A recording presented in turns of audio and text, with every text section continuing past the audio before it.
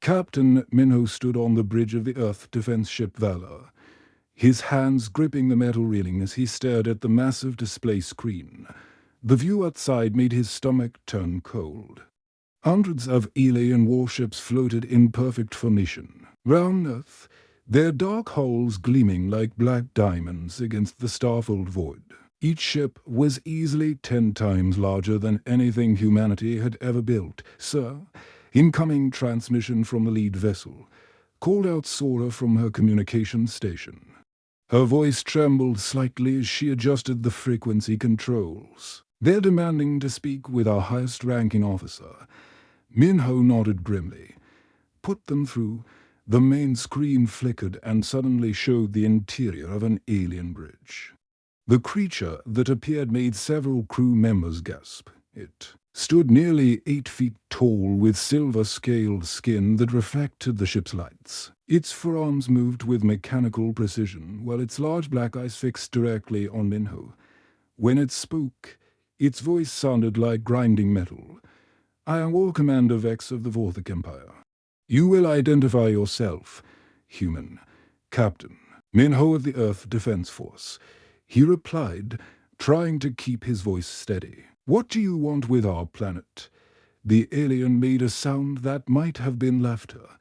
"Your planet has been selected for absorption into our empire. Your species will serve as laborers in our mining colonies. This is not a negotiation. This is an announcement." Engineer Hannah looked up from her console, her face pale. "Captain, I'm reading energy signatures from their weapons. They could glass our entire planet in minutes." Pilot Jinwoo spun his chair round. "Their smallest ships have more firepower than our entire fleet combined. How is this even possible?" War Commander Vex continued speaking, apparently enjoying the fear he saw on human faces. "Your primitive technology amuses us. Your strongest weapons cannot even scratch our shields. Your fastest ships move like ancient creatures compared to us. The Galactic Council has already approved your conquest. No one will come to help you." "The Galactic Council?" Minho asked. "We've never even heard of them." "Of course not. Your species only discovered space travel 50 years ago. You are like children playing with toys." The alien's forearms gestured dismissively. "The Council reviews all new species. They determined that humans lack the strength, intelligence, and technology to be considered equals. You are classified as a primitive workforce species, Soras." CONSOL began beeping frantically. "Captain, we're receiving data transmissions from their ships. It looks like they're scanning our entire planet, our cities, our military installations. They're cataloging us," Hannah whispered. "Like we're inventory." War Commander Vex nodded approvingly. "Your engineer shows some intelligence." "Yes, we are. Counting your population and assessing your capabilities, 7 billion humans will provide excellent labor for our asteroid mining operations. Your planet's resources will fuel our empire's expansion." The alien touched something on his console, and suddenly the screen split. One side still showed War Commander Vex, but the other half displayed images that made the human crew's blood run cold. They saw massive mining facilities floating in space, filled with creatures from dozens of different worlds. All of them looked broken, exhausted, working endlessly under the watch of Vorthic guards. "This is the fate of species that resist us," the War Commander explained casually. "Those who surrender immediately receive better treatment. Those who fight face complete destruction followed by enslavement." Jinwoo clenched his fists. "You're monsters, we are efficient." The alien corrected. "Your species will learn this. Different soon enough." Captain Minho felt anger building in his chest, but he forced himself to stay calm. "How long do we have to consider your offer?" "There is no offer. There is only compliance or destruction. You have 1 planetary rotation to begin transferring governmental control to our forces. After that, We will demonstrate our capabilities on your largest population centers." The transmission cut off, leaving the human crew staring at a screen. "Full of enemy ships, sir," Hannah said quietly. "Our long-range sensors are picking up more ships jumping into the system. They just keep coming." "How many total?" Minho asked. "Over 2,000 confirmed contacts. And Captain, some of those ships are the size of small moons." The bridge fell silent except for the humming of the ship's systems. Every person there understood the impossible situation they faced. Earth's entire military force consisted of maybe 300 ships, most of them designed for exploration rather than warfare. "They're right, aren't they?" Sora said softly. "We can't fight them. We don't stand a chance." Captain Minho looked round at his crew, seeing the despair in their eyes. But somewhere deep inside him, something else was stirring, something the aliens didn't understand. About humans. Something they had never encountered before in all their conquests across the galaxy. The one thing that made humanity different from every other species they had enslaved. Humans didn't know when to quit. Admiral Yuna's face appeared on every screen. Across Earth's defense network, her uniform was wrinkled and her eyes were red from lack of sleep. But her voice carried the strength that had made her the youngest admiral in human history. Behind her, the emergency command center buzzed with activity as officers coordinated humanity's desperate response. "People of Earth," she began, 24 hours ago, "we learned we are not alone in the universe. We also learned that our new neighbors want to make us slaves. They think we'll roll over and surrender because their ships are bigger and their weapons are stronger." She paused, letting her words sink in across the planet. "They're about to learn something about humans that no alien species has ever discovered. We don't know how to quit." In the research facility beneath the Swiss Alps, scientist Taiho pulled off his protective goggles and wiped sweat from his forehead. Round him, teams of engineers worked frantically on pieces of alien technology recovered from a small scout ship that had crashed in the Pacific 3 days earlier. The wreckage had been mostly destroyed, but they'd managed to salvage several components that defied everything humans know about physics. "This power cell is incredible," his assistant Menji whispered, carefully examining a crystal that glowed with internal light. "It's been running our entire lab for 6 hours and hasn't lost even 1% of its charge." Taiho nodded, his hands flying over his computer keyboard as he analyzed the crystal structure. "Their energy technology is at least 500 years ahead of ours, but look at this." He pointed to his screen, which showed the crystal's molecular composition. "It's not some exotic material we've never seen. It's silicon, carbon, and iron arranged in patterns that should be impossible to create. Should be impossible for us," Menji corrected. "But what if we could figure out how they do it? Then we might have a chance," Taiho said grimly. Above ground, Soldier Rina crawled through the rubble of what used to be downtown Tokyo. The Vorthok had sent down several probe ships to test Earth's defenses, and the results had been devastating. Human missiles bounced off their shields like raindrops. Tank shells did nothing but scratch their hulls. Even nuclear weapons seemed to barely slow them down. But Rina had noticed something during the attack, when one of the alien ships had swooped low over the city. Its shield had flickered for just a moment when it passed through the electromagnetic field of a damaged power station. It was only a split second, but in that moment, small arms fire had actually hit the ship's hull. "Command, this is Ground Team 7. She spoke into her radio. "I think I know how to hurt them." "Go ahead, Rina," came Admiral Yuna's voice through the static. "Their shields don't handle electromagnetic interference well. If we can create enough electrical chaos, we might be able to bring down their defenses long enough to hit them with conventional weapons." "What do you need? Every power station?" radio tower, and electrical grid in the major cities. We're going to overload them all at once and create the biggest electromagnetic pulse in human history. High above Earth's atmosphere, War Commander Vex watched his probe ships return from their test runs. The reports were exactly what he'd expected. Human weapons were pathetically weak. Their military strategy was primitive. Their technology was centuries behind Vorthik standards, sir. His communications officer reported. We're receiving another transmission from the human admiral. Put it through. Let's hear what new surrender terms they want to discuss.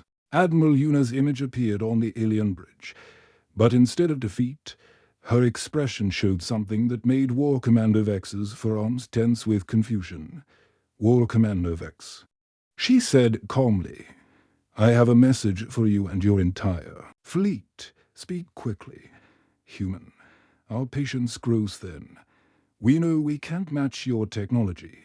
We know our weapons are weaker than yours. We know you could destroy our planet if you wanted to. Admiral Yuna leaned forward, her eyes blazing with determination. But here's what you don't know about humans. We've been fighting impossible battles for our entire history. We've never had the best weapons or the strongest armies.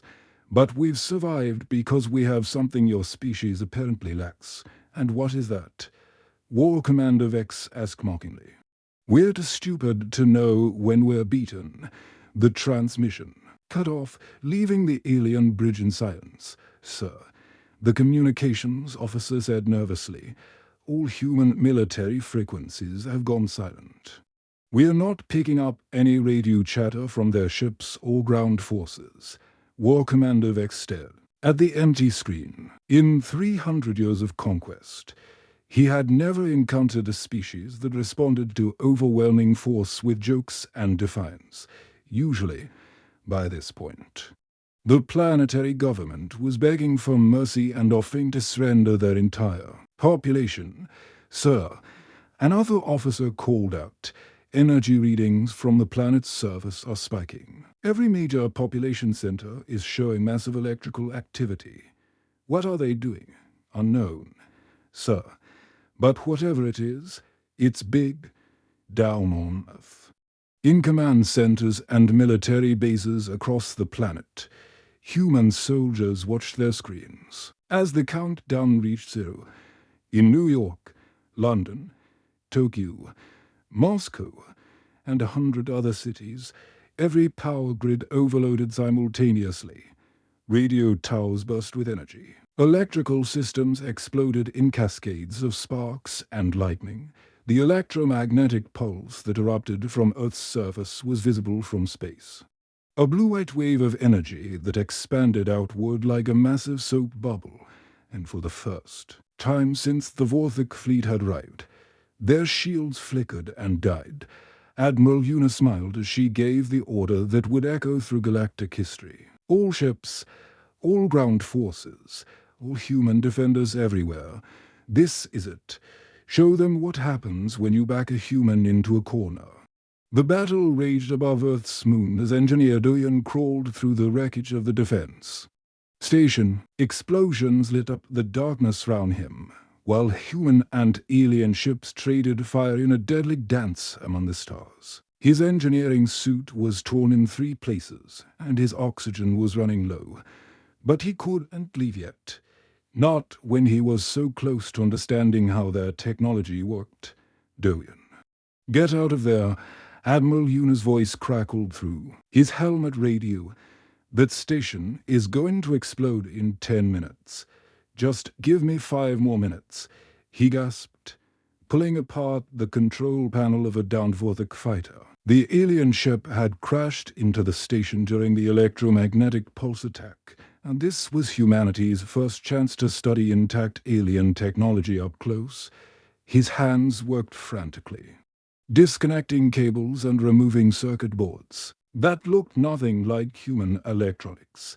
Everything was based on crystalline matrices instead of metal circuits. But as he studied the patterns, something incredible began to dawn on him. This is impossible, he whispered to himself. Then louder, "Admiral, you need to hear this. Talk fast. Son, we're losing this battle." Doyen's voice was breathless with excitement. "Their technology isn't actually that different from ours. It's like they took our basic concepts and refined them over thousands of years. But that means what? It means we can use their stuff. Not just copy it, but actually modify it, improve it, make it do things they never thought of." Before Admiral Yuna could respond, alarms began screaming throughout the station. Doyen looked up to see a squadron of Vorthok fighters approaching fast, their weapons charging with deadly light. "I need a pilot," he said desperately. "Someone crazy enough to test a theory that might get them killed. I'm your girl," came a new voice over the radio. Pilot Nari was already racing toward the docking bay where the damaged alien fighter sat. "What's the plan?" "No plan," Doyen admitted. "Frantically installing human components into the alien ship's control system. Just pure desperation and human stubbornness." Nari slid into the fighter's cockpit, which was clearly designed for the larger Vorthok body. She had to stretch to reach the controls. And the alien writing meant nothing to her. "How do I fly this thing?" "Same way you fly anything else," Doyen called out, connecting the last wire. "Except now it's got human creativity mixed with alien engineering. Don't think like them. Think like us." The alien fighters were almost in weapons range when Nori fired up the hybrid ship. The engine roared to life with a sound unlike anything she'd ever heard, like thunder mixed with music. The ship lifted off smoothly, but as soon as she tried to turn, it spun wildly out of control. "This is nuts," she shouted. Fighting to stabilize the craft, "Stop trying to fly it like a human ship," Doyen advised. "The aliens built everything round efficiency and logic. But we added human intuition to the mix. Trust your instincts, not your training." Nari took a deep breath and stopped thinking about flight manuals and proper procedures instead. She let her mind wander, imagining the ship as an extension of her own body. Suddenly, the controls felt natural, more than natural. They felt alive. The alien squadron opened fire, expecting an easy target. Instead, Nari's hybrid fighter moved in ways that defied physics, dancing between the energy blasts like a leaf in the wind. The alien pilots couldn't track her movements because they'd never seen anything move with such unpredictable grace. "How are you doing that?" Admiral Yuna asked in amazement as she watched Nari's ship weave through the enemy formation. "I'm not sure," Nari admitted. "Rolling inverted and firing at 2 targets simultaneously. It's like the ship knows what I want to do before I do it." Her weapon struck both alien fighters, sending them spinning into the moon's surface. The remaining enemy ships tried to retreat, but Nari was already moving to intercept them. Her hybrid ship moved with impossible speed and agility, turning the hunters into the hunted. Meanwhile, in the medical bay of a nearby human cruiser, Medic Yan faced her own desperate situation. Dozens of wounded soldiers filled every available space, and she was running out of medical supplies. But scattered around the bay were pieces of alien medical equipment recovered from destroyed Vorthok ships. "These readings don't make sense," she said to her assistant, studying an alien healing device. "It's trying to repair cellular damage, but it keeps failing on human tissue. Maybe it only works on aliens." Qian shook her head. "No, look at this." She pointed to the device's display, which showed complex biological patterns. "It's scanning for specific genetic markers. It's programmed to only heal Vorthok DNA." She looked round at the wounded soldiers, then back at the alien device. An idea began forming in her mind. The kind of crazy idea that only humans seemed to have. What if we tricked it she said suddenly. Tricked it how? What if we made it think human DNA was Vorthok DNA? Working quickly, Kyon began modifying the alien device with parts from a human DNA sequencer. It was like trying to mix oil and water, but somehow she made it work.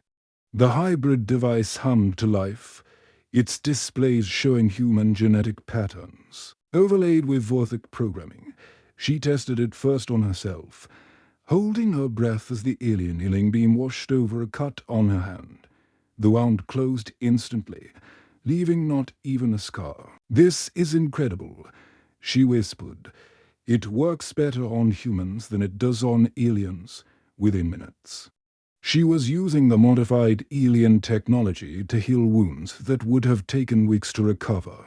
From soldiers who had been near death were back on their feet, ready to return to battle. Across the solar system, the word spread quickly through human forces. Their technology could be adapted, modified, improved. The aliens had built efficient machines, but humans had added something the Vorthok had never considered: imagination. War Commander Vex watched his reports with growing confusion. Human ships were moving in impossible ways. Human weapons were suddenly far more effective. Human soldiers were recovering from injuries that should have kept them out of the fight for months. "How are they doing this?" he demanded. "Unknown, sir." His science officer replied nervously. "They appear to be modifying our technology in ways that shouldn't be possible. Shouldn't be possible. Our systems are designed for optimal efficiency. There's no room for improvement." War Commander Vex stared at the battle reports, finally beginning to understand that he was facing something completely outside his experience. Species that saw technology not as a finished product, but as raw material for their endless creativity. For the first time in his long military career, he began to feel something he'd never experienced before: fear. Captain Wu-sung stared at the massive Vorthok command ship floating in the center of the alien fleet. The vessel was easily 50 times larger than his own cruiser, bristling with weapons that could vaporize entire cities. Round it, hundreds of smaller warships formed protective rings, their shields overlapping to create an impenetrable barrier. "Sir, are you absolutely sure about this?" asked his second-in-command, Lieutenant Boredom. "There has to be another way." Wu-sung shook his head grimly. "Dr. Yunji's virus is ready, but she needs a direct connection to their main computer network. The only way to get that close is to ram their command ship in the ship's laboratory." Dr. Yunji worked frantically on her laptop, lines of code streaming across the screen faster than most people could read. She had discovered something incredible about the Vorthok computer systems. They were all connected through a single galactic network. If she could inject her virus into their main hub, it would spread to every alien ship, base, and colony across the entire galaxy. "The beauty of their system is also its weakness," she explained to the gathered crew. "They built everything to work together perfectly, but that means one virus can bring down their entire empire." "What kind of virus?" asked Engineer Doyen, who had joined the mission after his success with the hybrid technology. "Something they've never encountered before," Dr. Yunji smiled.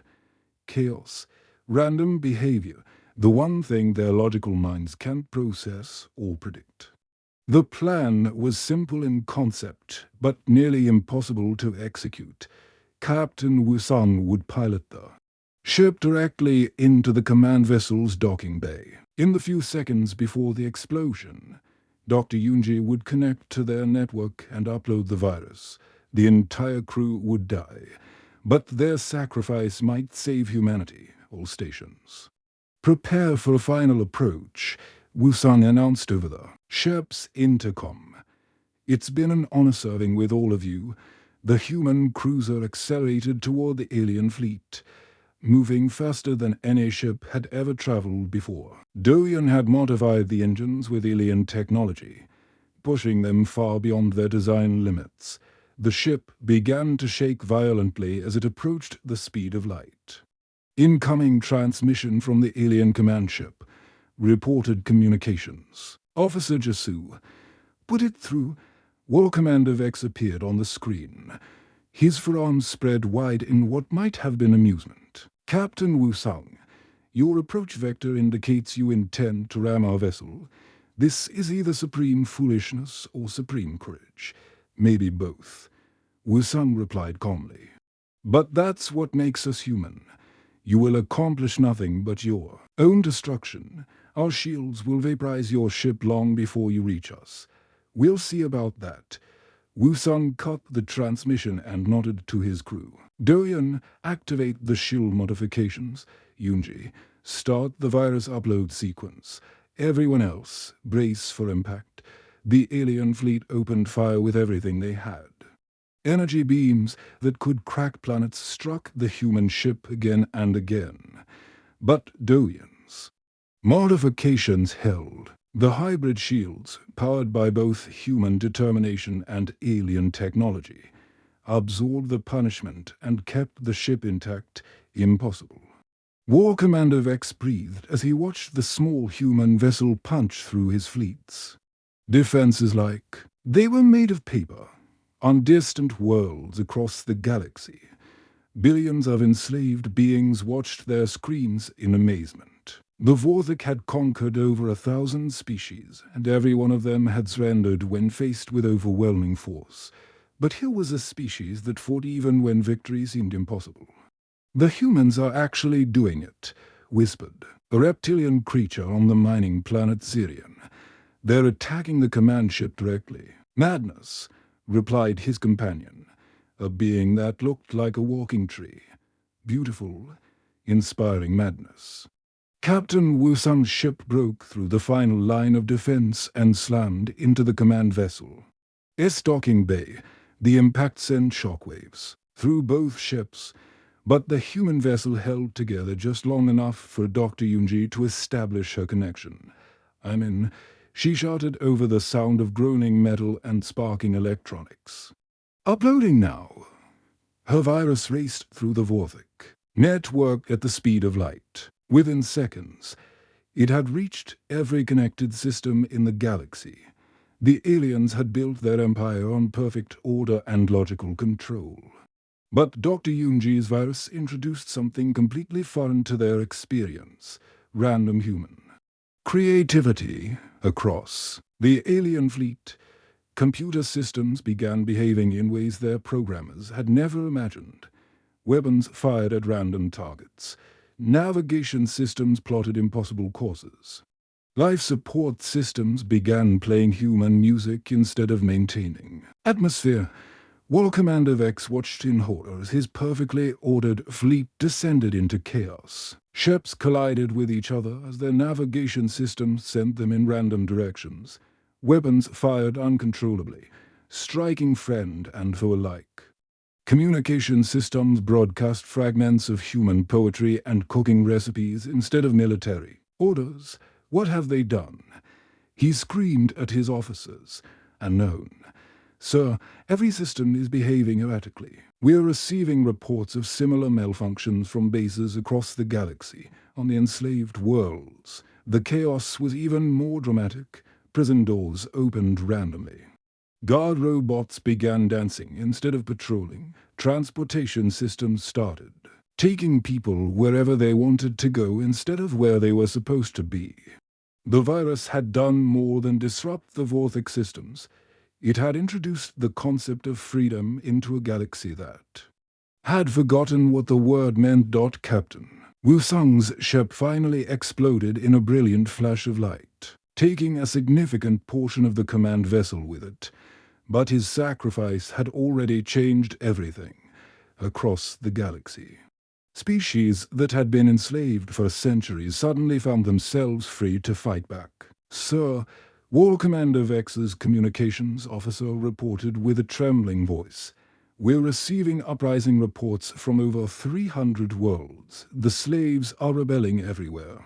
For the first time in Vorthik history, their empire was crumbling, not from a superior military force, but from something they had never encountered, the human idea that freedom was worth dying for. Dr. Yunji's virus continued to spread, carrying with it more than just chaos.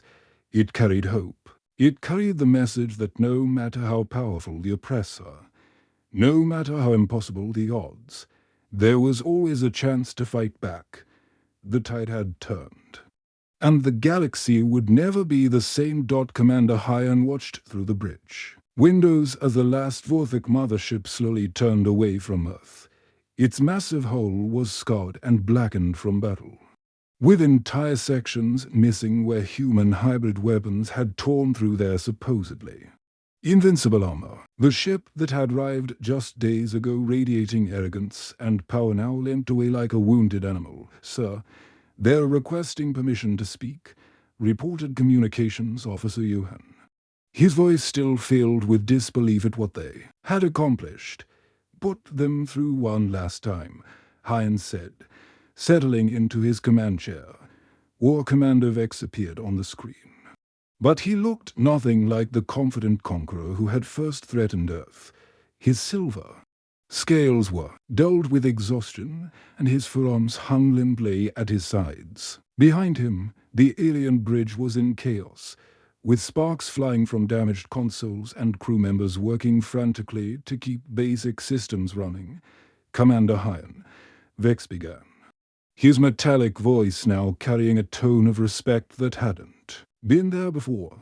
We underestimated your species." "Yes, you did," Hyan replied simply. "The question is, have you learned anything from that mistake?" The alien commander was quiet for a long moment. "In 300 years of conquest, we have never encountered a species like yours. We have defeated civilizations with technology far superior to us.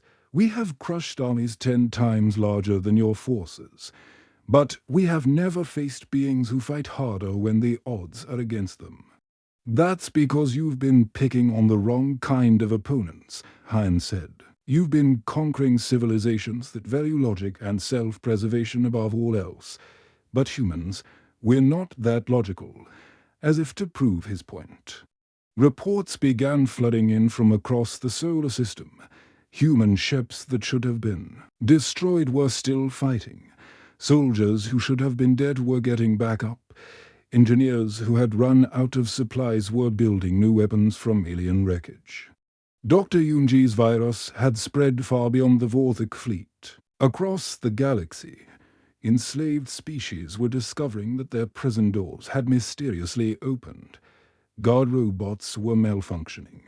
Communication networks that had been used to oppress were now broadcasting messages of hope and rebellion. "Sir," Lieutenant Minji called out from her station, "we're receiving transmissions from 17 different star systems. The uprisings are spreading faster than anyone expected." Hein nodded, but kept his attention on War Commander Vex.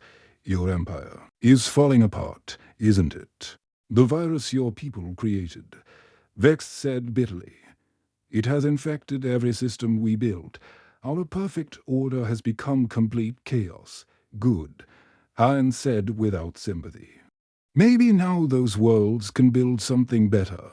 The alien commanders, large black eyes fixed on Hein with something that might have been curiosity. "What will you do now? Your species has proven it can fight, but can it lead? Will you simply replace our empire with your own?" It was a fair question, and one that humanity would have to answer carefully. The galaxy was watching, waiting to see if Earth would become another conqueror or something entirely different. "We're not interested in building an empire," Hines said finally. "We're interested in building alliances, partners, not subjects." Over the following hours, as the Vorthik fleet limped away into deep space, messages began arriving from across the galaxy. Species that had been enslaved for centuries were sending thanks to the small blue planet that had sparked their freedom. Others were offering trade agreements, technology exchanges, and mutual defense pacts. Captain Nari, now commanding her own squadron of hybrid human-alien fighters, led a patrol to the edge of the solar system. Her ships moved with the impossible grace that had become humanity's signature in battle, dancing through space in formations that no alien species had ever imagined. Command, this is Patrol 7. She reported, the last Vorthik ships have jumped to hyperspace. Earth space is clear. Copy that. Nari. Welcome to the first day of human galactic citizenship. On the surface of Earth, Engineer Doyen worked with teams of scientists from dozens of different worlds, all eager to share their knowledge with the species that had freed them. The combination of human creativity and alien technology was producing innovations that neither side could have achieved alone. "Look at this," he said to his new partner, a crystalline being from the Andromeda sector. "If we combine your energy manipulation techniques with our fusion technology, we can create power sources that are completely clean and practically unlimited. Fascinating." The alien scientist replied, its voice chiming like wind through crystal caves. "Your species thinks in ways that never occurred to us. It is refreshing." In the medical centers, Dr. Kyung had become the leading expert in interspecies medicine, using modified alien healing technology to save lives across multiple worlds.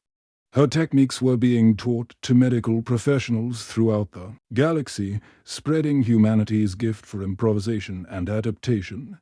But perhaps the most important changes were happening in the hearts and minds of billions of beings across the stars. For the first time in centuries, they had hope.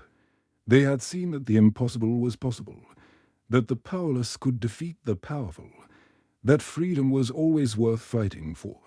Admiral Eunice stood in the newly established Galactic Council chambers on Earth, surrounded by representatives from over 100 different species. The room buzzed with conversation in dozens of languages as former enemies worked together to build a better future. "The Age of Empires is over," she announced to the assembly.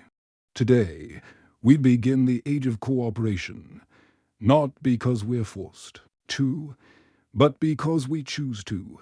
The applause that followed came from beings with claws, tentacles, wings, and appendages that humans didn't even have names for. But they all understood the same thing. Something fundamental had changed in the galaxy. War. Commander Vex's final transmission came from the edge of known space. "Commander Hyan, you asked if we learned anything. We did. We learned that there are things more powerful than weapons or technology. We learned that the spirit of a species matters more than the size of their fleet, and what will you do with that knowledge?" Hyan asked. "We will remember it, and perhaps, someday, we will return not as conquerors, but as students." The transmission ended, leaving Commander Hyan alone on his bridge as Earth's sun set behind the planet. In the distance, ships from a dozen different worlds patrolled the system, not as occupiers, but as allies and friends. Humanity had taken its first steps into a larger universe. And the galaxy would never be the same. The age of human expansion among the stars had begun, built not on conquest, but on the simple human belief that everyone deserved to be free. The end.